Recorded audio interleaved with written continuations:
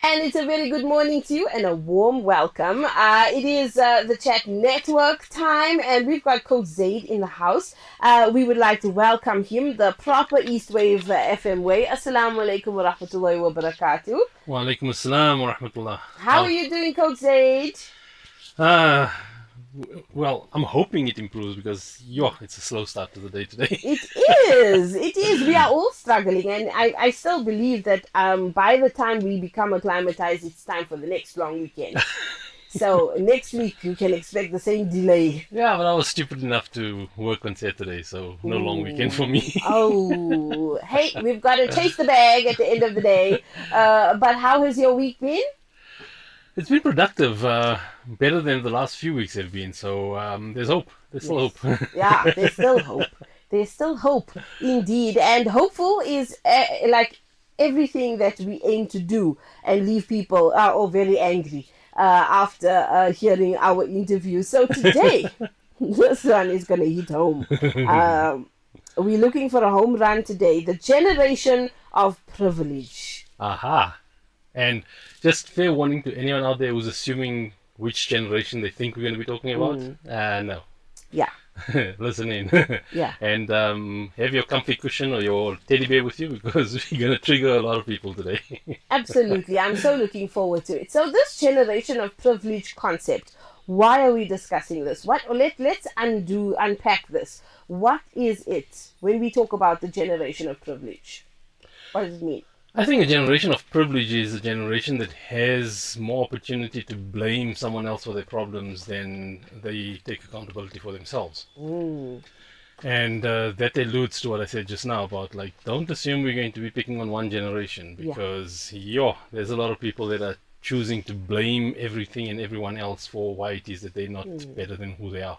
Yeah, I can imagine there's some parents who are like, come sit here, this is about you. Yes. Come sit here. Come, entitled generation of privilege, that's you. Yeah. That's all you.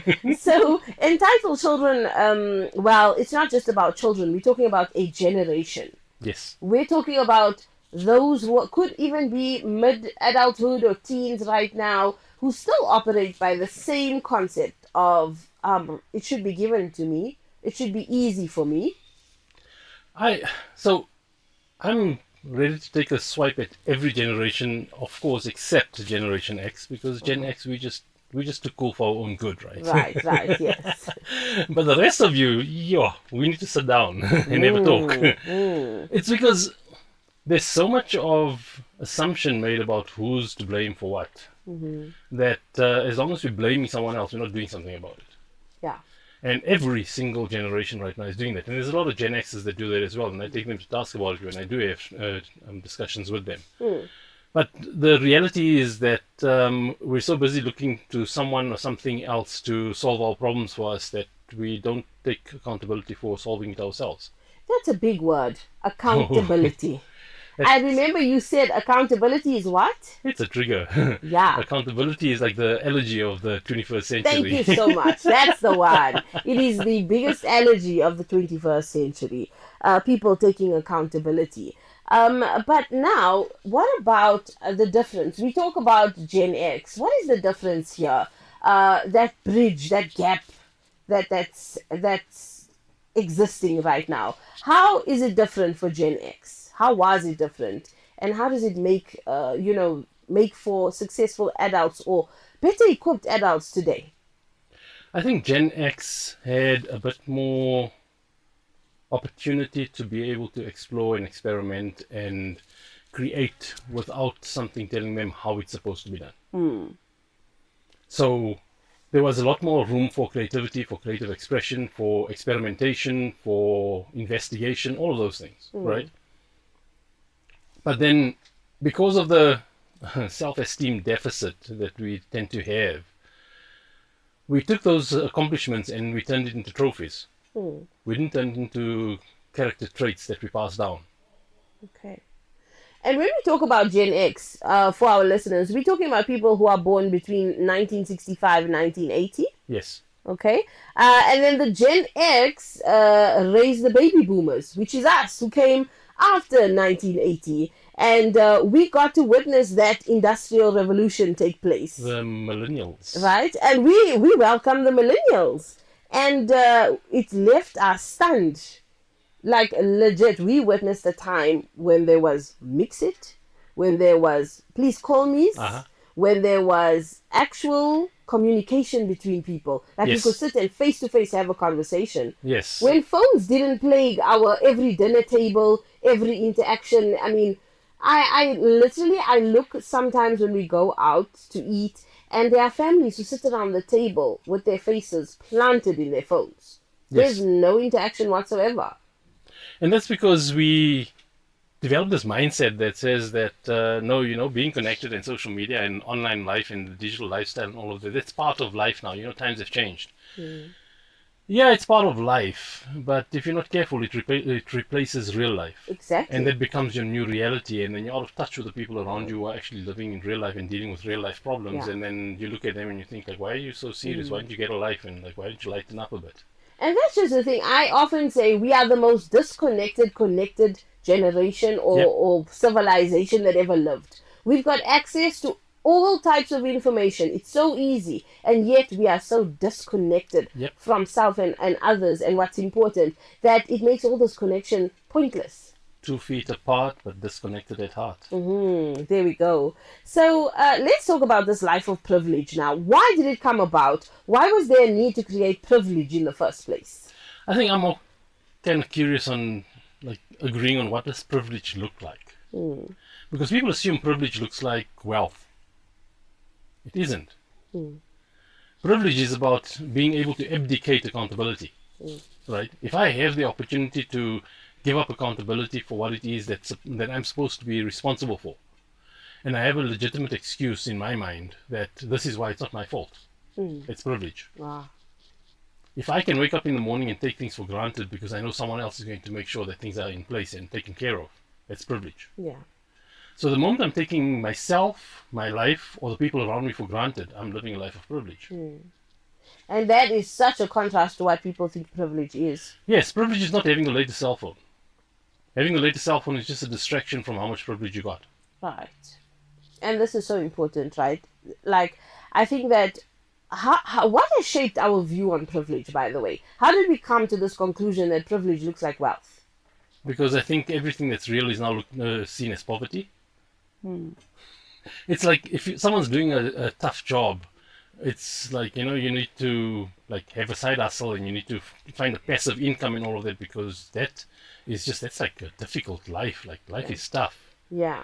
But the person who has a tough job or who has a job that demands that they exert themselves physically and mentally and Mm. creatively into it, they have a greater level of fulfillment if they approaching it with the right mindset than the person who has the cushy job that's a white collar job and they just like cruising through because they're making their payments every month. Mm-hmm.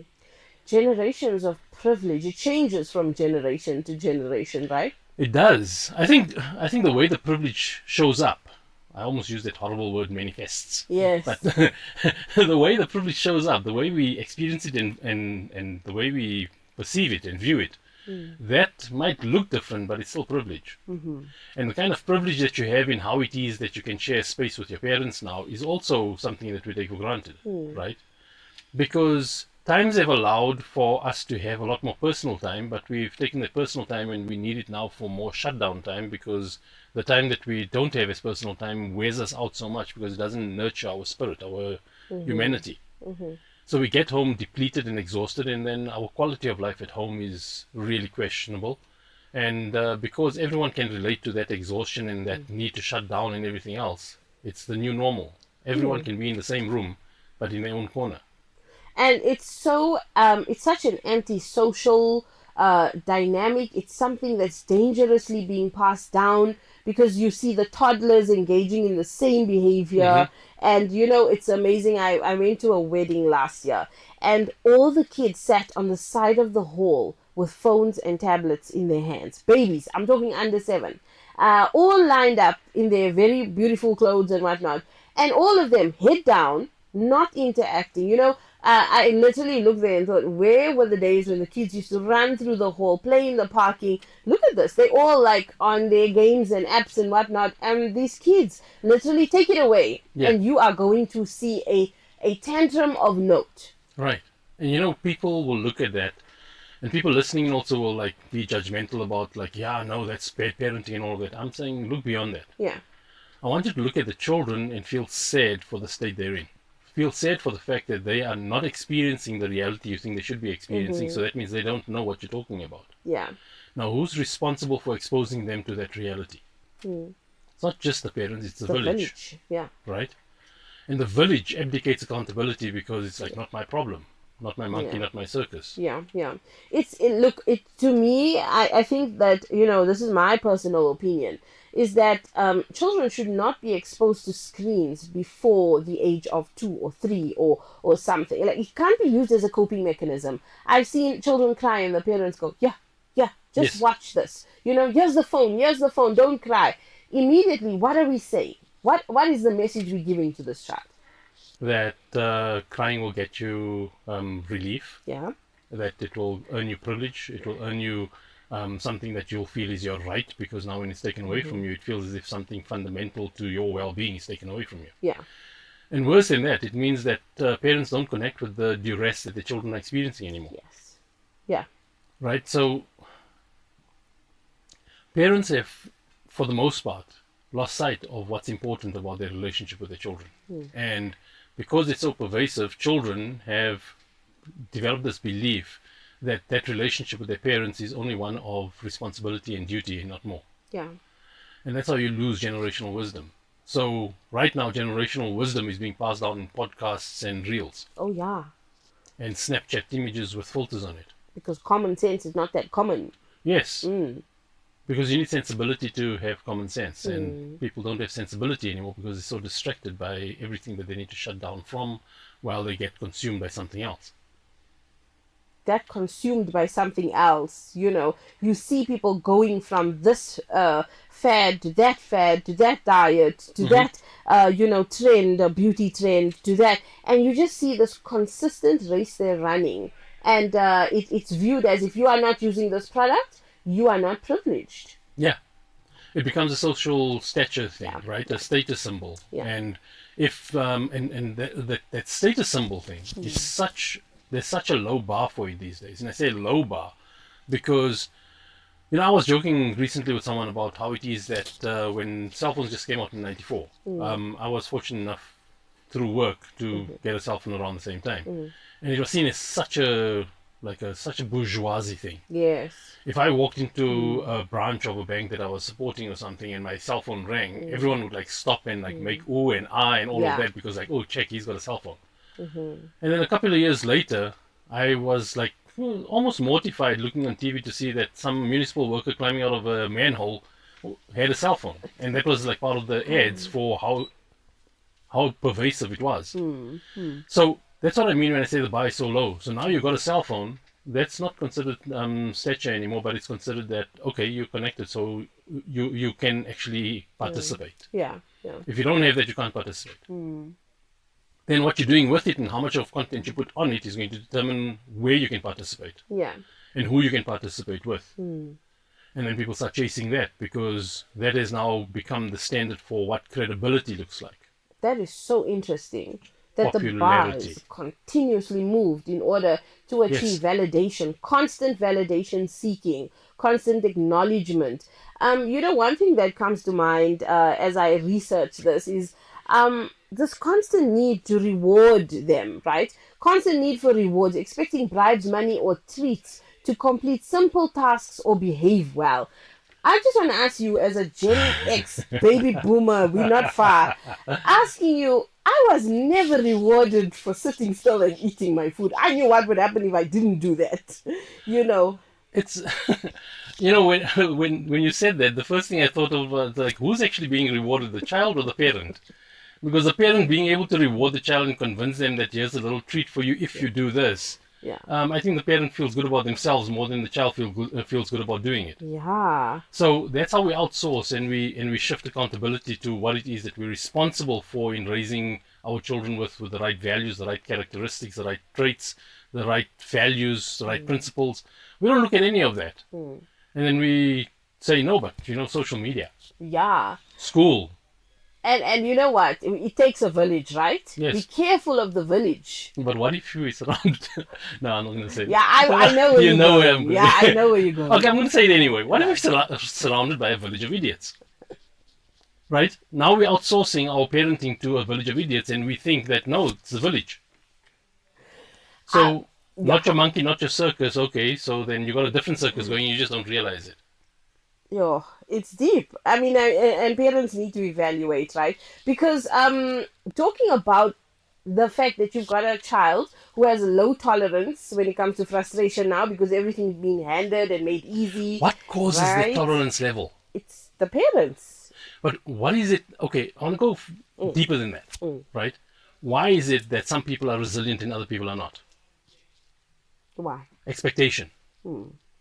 If I expect someone to save me, I'm not going to try to save myself Yeah, because I'm convinced that I can't save myself. I need someone to save me. yeah, If I expect someone to give me a job, I'm not going to hold myself accountable for not finding a job or for not finding something productive to do with my time and my talents. yeah, Because, like, look, the job market is tough. yeah.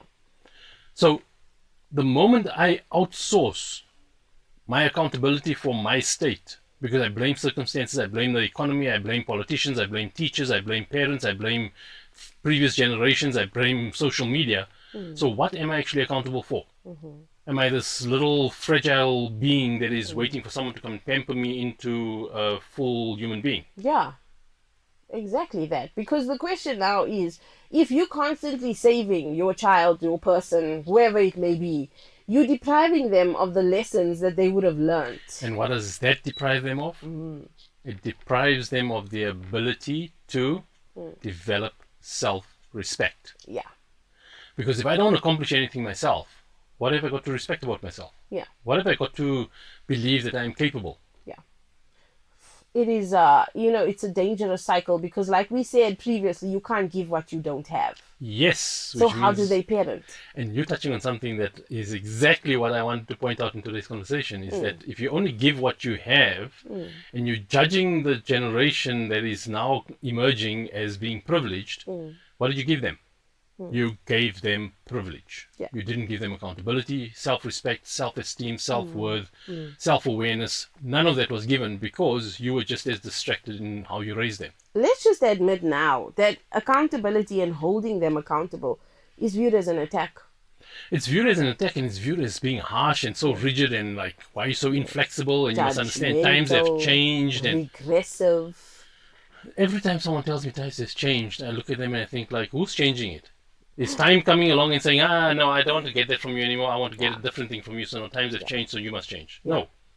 It's our slip from sensibility that causes times to change. And the thing is that, we're seeing a complete disregard for values now. And it's across the board. It's religion, culture. Yes. We're losing so much. So I want to go as far as saying that what we're doing is we're replacing the value system with a less effective value system. Yeah. Right? You can't not have values because values is about what you value. Mm-hmm. Right? And keep it simple. It's not about which code of life you're going to be following. It's about what do you value. Mm-hmm. And that's going to be reflected in how you live your life. Yeah. So if you value people, you'll go beyond just WhatsApp groups to keep in touch with them. Yeah. I mean, when did we see a time when people would be irritated when their phone rang? It's like, Yes. why couldn't you just message me? Yeah. Imagine the last conversation we had was a message. It's like recently, I had someone that phoned and said, listen, we're on our way to you now. We're just coming to pop in. And I said, yeah, okay, no problem. Just understand I've got an appointment shortly, so I won't have a lot of time. No problem. We're just coming to say hi, to come and see how you're doing. And they showed up. And my daughter looked at me like, why? Like, why can't they be more considerate? And I said, no, that's the way it's supposed to be. You don't make an appointment to go and visit someone you care about. Oh my word, yeah. You don't put it on a roster and set aside time so that, it must fit in with the rest of my busyness. What's more important when things go wrong? Is it your roster and your schedule and your tasks and your business appointments that's going to show up for you? Or is it the people that actually care about you? Absolutely. So if you prioritize things and another way, you're saying that's what's important to you. And this is what people don't like it when I point it out, is that what you prioritize in that moment is what you value, Yeah. right? There's no getting away from it. You can't argue it this way, that way, or the other way. It's just whatever your reason is for prioritizing it, understand that in that moment you're saying this is more important than that. Yeah. And I think, we've witnessed the transition, like being a baby boomer, a boomer generation. I've seen a time when you could shout across the wall and say, I need a cup of sugar. Or, like there was this, your neighbor was more family to you than your actual family. Yes. And, there was this whole community spirit. And now it seems like we did a poem called Good Walls Make Good Neighbors. And it seems as if that's where we've come to. Good walls making good neighbors. It used to be good fences, right? Mm. And at least you could still talk across the fence. Yeah. You could see across it. Now it's good walls. Now everyone's so insulated that they don't know what's happening to their neighbors. Yeah. Right?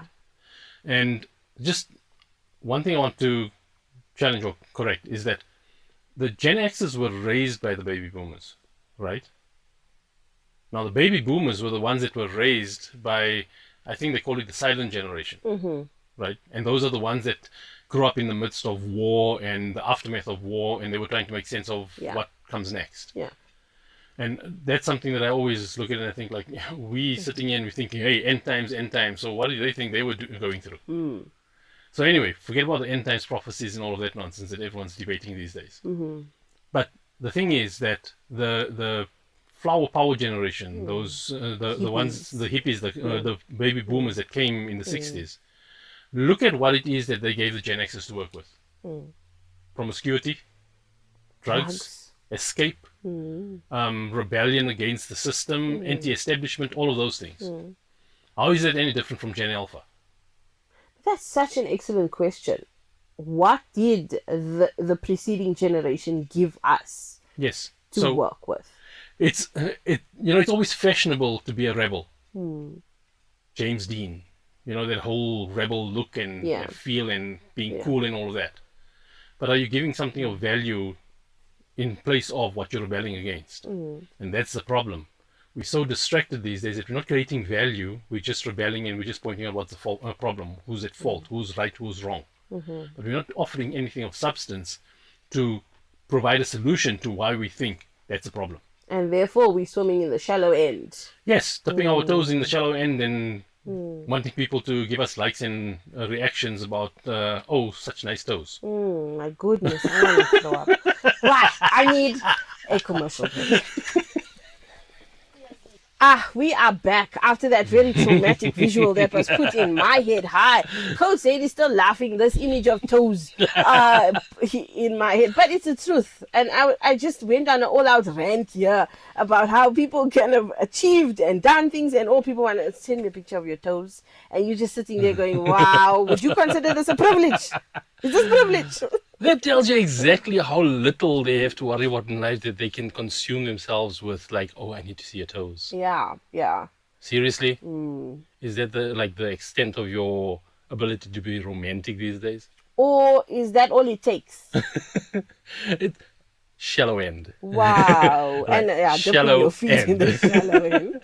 And that's the thing, right? Yeah. People don't even know what romance looks like anymore because they are so distracted by instant hits, instant gratification and all of that nonsense that they can't actually set up a moment. Yeah. And the idea of setting up a moment is maybe video calling each other while they're watching the sunset.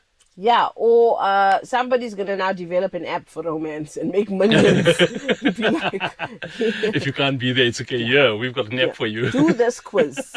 This is your partner. How well do you know your partner? It's amazing how we need to do quizzes now to get to know ourselves and our partners, to test our knowledge of self and others. It's actually scary. Right. And what does that confirm? It confirms that we're not getting the generational wisdom passed down. And also confirms that we don't have enough self-awareness to figure ourselves out. So we don't know how to reflect. And please, anyone that tells me that meditation is reflection or self-awareness or mindfulness, it's not. Why not? Because meditation is about shutting things out. It's not about bringing things in. It's about like allowing your mind to wander in quiet reflection so that you can see what surfaces. It has its place, but it doesn't replace self-awareness. It doesn't replace mindfulness, and it's not mindfulness. No, and this is probably off topic, but very quickly, mindfulness is not about focus. It's not about meditation. Mindfulness is about the absence of distraction. If I'm distracted, I'm not mindful. If I'm trying to be mindful, I'm distracted about being mindful. I'm not focused. So you can't practice mindfulness. That's the most ridiculous thing I've ever come across. Yeah. And let all the gurus out there attack me. I don't care, because it just doesn't make logical sense. So it does actually tie into what we're talking about, is that if I think I'm being mindful by practicing mindfulness and meditation and all of these things, right, I don't realize that that's my distraction. Mindfulness is supposed to be effortless. Yes, mindfulness is what some people like to call being in the flow state, being in the zone, right? Where suddenly you're so immersed in what you're doing that everything else just fades from view because your focus is on what you're doing. That's mindfulness, right? Now, if you see that as something you can only achieve if you meditate, then what you're doing is you're practicing blocking things out. You're not practicing mindfulness. That's a very important point. And I think a lot of people are, well, I mean, I was about to say earlier, bring on the retreats. This is how retreats were actually conceptualized, you know, and it's amazing. You'll see a quiz out of curiosity, you'll take it. For example, all over, there's now trauma quizzes or trauma something, right? So there's a quiz for every mental illness that doesn't exist. and if it's that easy to diagnose me, what is the use for somebody studying for 12 years? There's a course on Facebook, a quiz. Let alone studying for 12 years, because usually it's the people who study for 12 years that come up with these quizzes. Yeah. Right? What's the point of generational wisdom? What's the point of living 80 years and learning from life's struggles? Yeah. If you're going to replace that with someone who learned something in a textbook.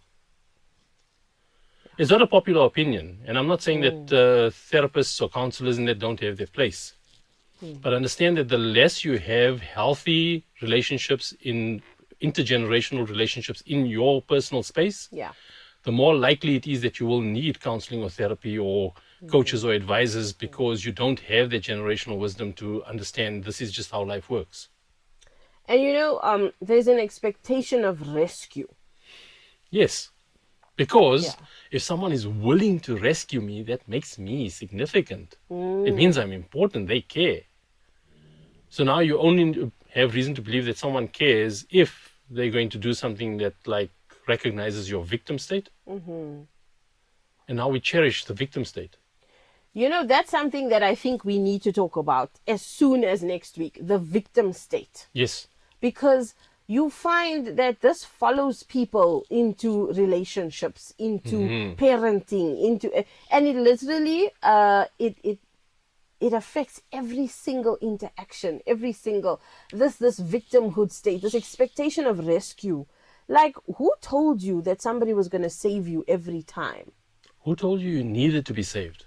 Yeah, where's your survival? Why did being saved become this romantic notion of like, oh no, he loves me? Disney. Yes. Disney. Exactly.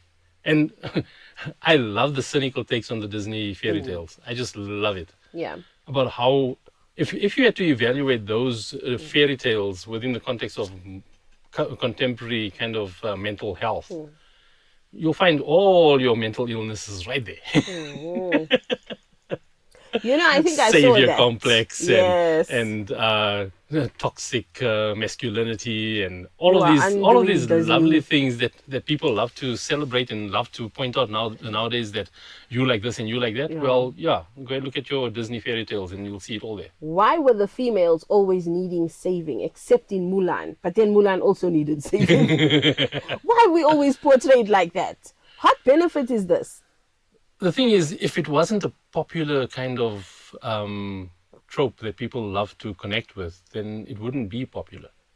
So if people love to see that as a romantic gesture, as a romantic notion, then that tells you what they think of themselves, and that tells you that, okay, no, they see this as something that is good.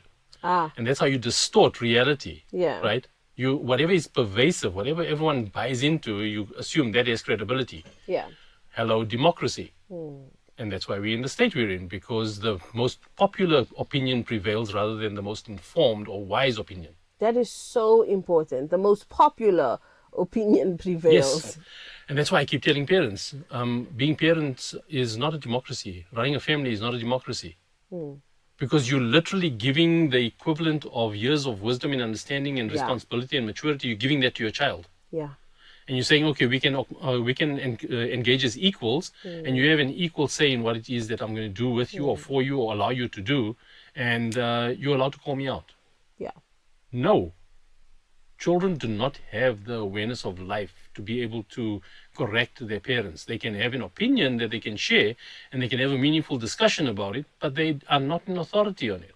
I just love, there's certain scenarios that come to my mind when we've said to certain people, is your child, like, are you gonna, it's E-Day, like, Yeah. where's the children? No, they said that they would rather be at home, studying and whatnot. And I'm like, you really think your kid is at home studying when you're not at home? Like, really? And we were not given that choice, which is so difficult for me to process. Yes. Because it was a non-negotiable that you would visit the elders, you would, spend time with your cousins, you would, we weren't given the choice. And here's the question for you then, right? Is that those things you weren't given a choice in, now in hindsight, do you genuinely see value in it, or do you think it was persecution? No, totally. At the time, I thought it was persecution, because obviously Right. I lacked the insight, I lacked the wisdom, I lacked the foresight to say, Right. what, this is Important. building, this is important. And now the relationships we have, because of all of us being forced to granny's house at the same time. Right. And that's the problem with gentle parenting and liberal parenting, is that we think we are so advanced in our knowledge and our understanding of how children need to be raised that we've lost sight of how do we create a healthy village for our children to operate within. Yeah. Because when you close your eyes, and you will, death is guaranteed. It's just a matter of when, right? It's not if, it's when. Yeah. What are your children going to do? Resort to TikTok and Instagram and Snapchat to find peace and solace and grief counseling. Yeah, they're going to do a quiz. How are you grieving? We've lost the plot about what real life looks like. Yeah. And we only realize it when something disastrous or tragic happens to us. Yeah. And by that time, you can't equip someone to deal with it. Does tragedy affect this generation the same way, though? No, it doesn't, because now we've also got people that are now celebrating suicide. Yeah. Sick. We're twisted. Instead of sorting out the real problem about why someone felt that they didn't actually have any impact, and the only impact they can have is in death. Instead of solving that problem, we're trying to remove the stigma of suicide. Are we dumb? Like, seriously, let the text come on, but we need to have a sensibility check. And that's why this privileged generation, it's not just Gen Alpha. It's not even just Gen Z.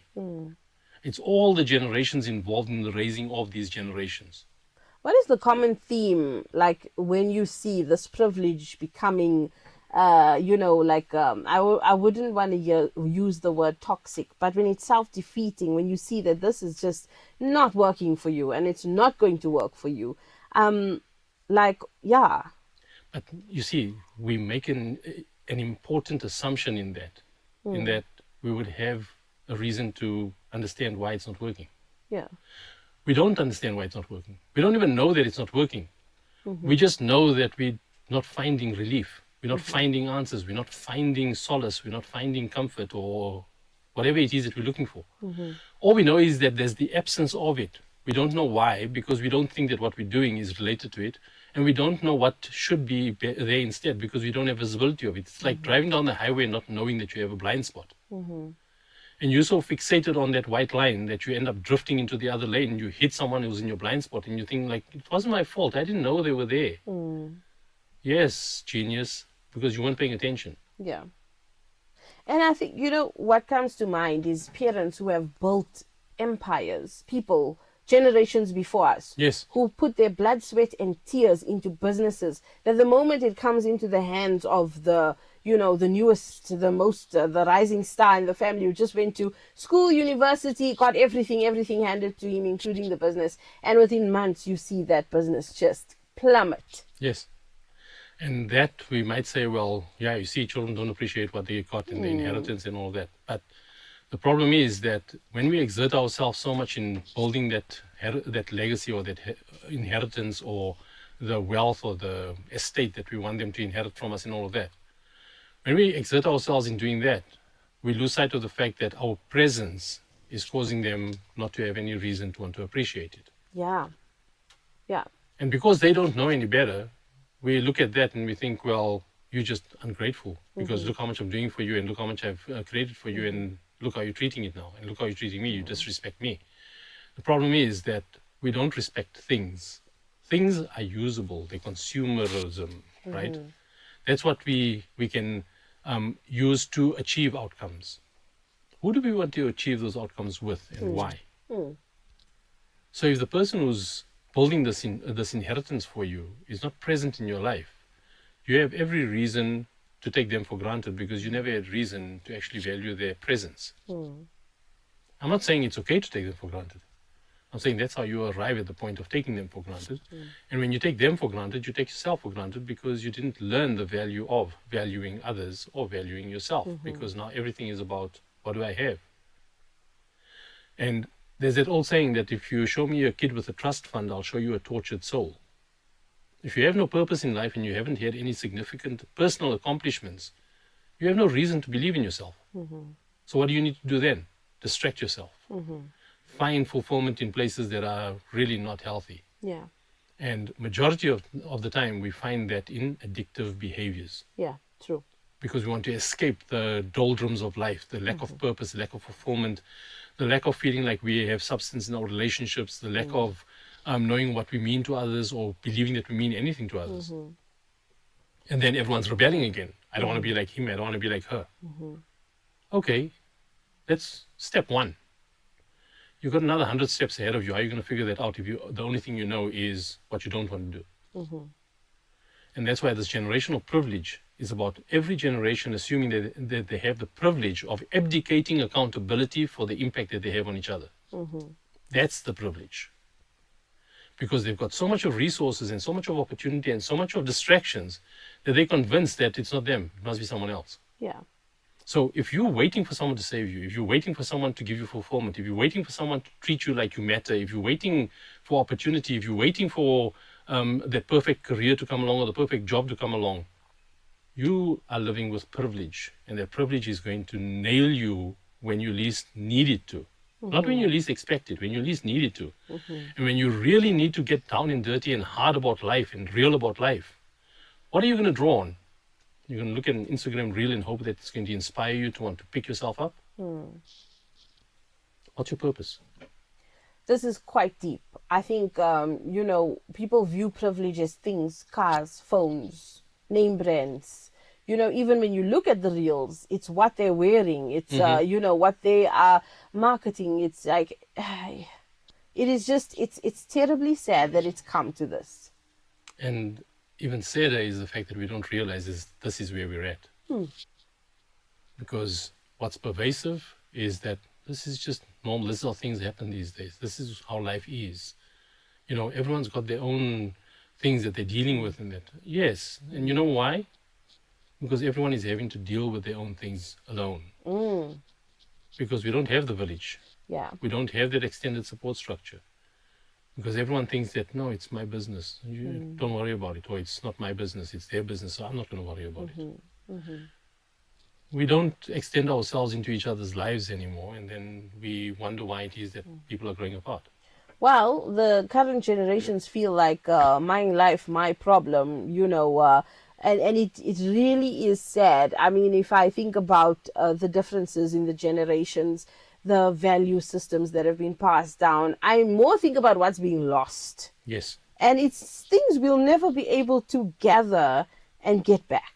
But here's the thing, right? Again, you don't know what you're losing if you don't realize that it's valuable in the first place. Yeah. To you, it's redundant. It's like, don't care. Yeah. You'll only realize you lost it when you need it. And then it's like, oh my God, if only, I wish. Yo, this has been such a an interesting, deep topic, and it's touched listeners' lives. Asma saying Assalamu alaikum to Coach Zaid and Nazi. I hope you are both well. A beautiful and uplifting topic on today's show, inspiring and so relevant. May you continue to touch hearts and make a difference through your platform. Such meaningful content. And she says again, keep well, Jazakallah. And, I don't know. I just feel if this topic hasn't moved you, because it has moved me, sitting here and thinking, oh, we're going to talk about privilege. What's privilege?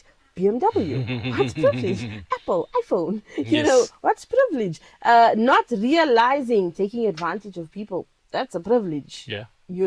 And we definitely need to introspect. Coach said, what are your final remarks for our listeners today? You're not going to find fulfillment online. I promise you, you are not going to find fulfillment online. And even if your online world is connected with the people you care about, that is not where you're going to find fulfillment. Yeah. Fulfillment is found in sensory experiences with the people you care about. Mm-hmm. It must feed your existence, not True. your eyes. Yeah. Sure. Yeah, out of the shallow end we come, hey? Because perception is dangerous. What shapes our perception and we need to do introspection. We need to go back and really think about. Let this marinate. Let it sit with you. Listen to this interview again. Coach said, where can we find the interview again for those of us who have missed it and want our family members to hear it as well? I've been able to keep all the recordings of our interviews on my podcasts. Okay. So I'm on Substack and on YouTube. And they can also get links to the podcast from my website, saidismail.com. So if you look for me on podcast, on YouTube or on Substack, just search for Coach Said Ismail and you'll find it there. Great. Coach Zaid, Jazakallah khair, and we hope you enjoy a lekker long weekend. Interrupted because of my stupidity. And we thank you sincerely for all of your pearls of wisdom that you share with us. Truly, you change us. You move us, hey? Sometimes you don't need coffee. Just switch on the radio and listen every Wednesday between 9 and 10. And I'm telling you, you'll sober up very quickly. Very quickly. Don't fall asleep. And no more feet photos. You are definitely scarred with that one. That I am. So our listeners, thank you so much. Stay tuned to 92.2 East Wave FM. And to Coach Zaid, have an awesome and safe week ahead, inshallah. Ameen. Same to you and same to the listeners. Assalamu alaikum wa rahmatullahi wa barakatuh. Wa alaikum assalam wa rahmatullah.